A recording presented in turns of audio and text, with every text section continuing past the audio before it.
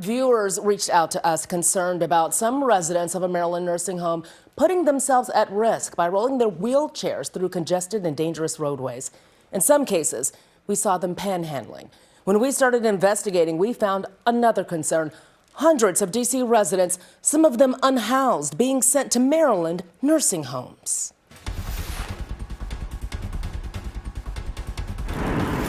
On a hot September day, the News 4 I-Team spotted Simon Reed in his wheelchair along Stewart Lane in Clinton, Maryland, a suburb of Prince George's County. Where are you from originally? D.C., Northeast.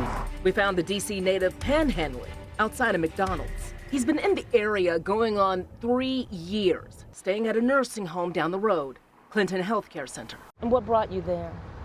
I got my triple bypass, my heart surgery. He told the I-Team, a nonprofit that provides medical care to people experiencing homelessness in D.C., sent him here. And he's one of many residents we observed over several weeks taking an almost daily, dangerous trek along busy roadways in their wheelchairs and walkers. As you can look behind us, the residents are rolling up the hill in wheelchairs, and many of them do not have motorized wheelchairs. Melinda Williamson reached out to the I-Team out of concern. She's a registered nurse who lives nearby and was so worried about what she saw, she started talking with some of the nursing home residents to find out what was going on. A lot of it has to do with there's no place for them to go, is what many of them have shared with me. The I-Team found Simon isn't the only D.C. resident here.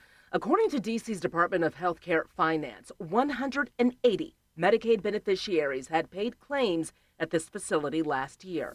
Turns out this one nursing home is part of a larger trend. Right now, we believe there's probably close to 500 district residents that are in Maryland facilities.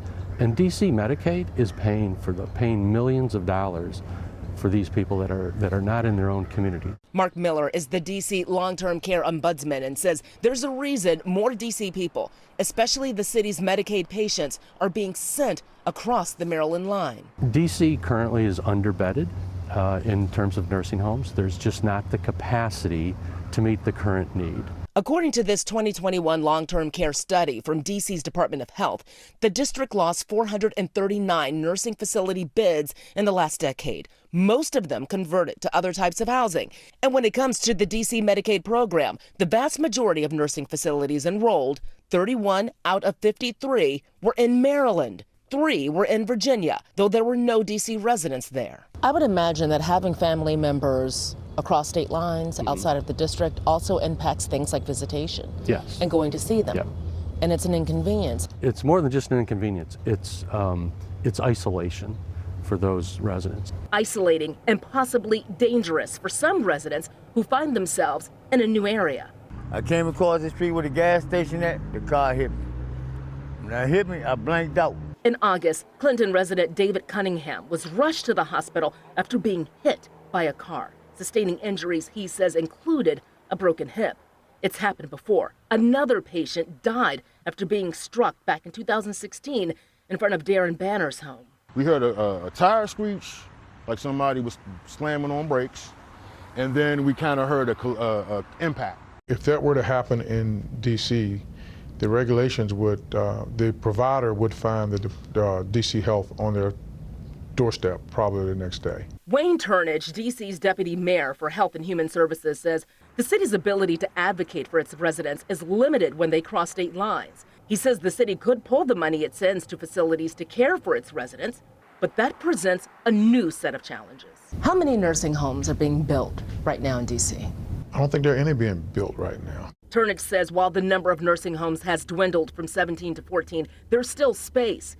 But he says not all nursing homes automatically accept every patient, especially those with more severe conditions. I can see situations where a nursing home, where a person who is unhoused might have a difficulty finding a nursing home bed, especially if they don't meet the nursing home level of care criteria.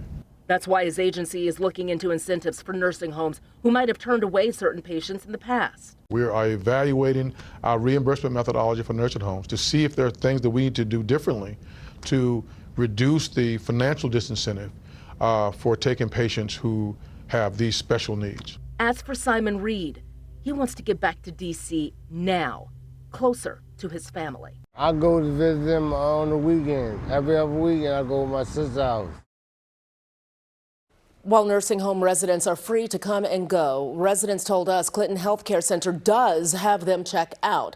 The facility wouldn't talk with us on camera, but emailed a statement saying ensuring the well-being of our residents is a top priority for the facility, and so is our focus and commitment to the safety of the surrounding community. The facility provides reflective vests and flags for residents' wheelchairs.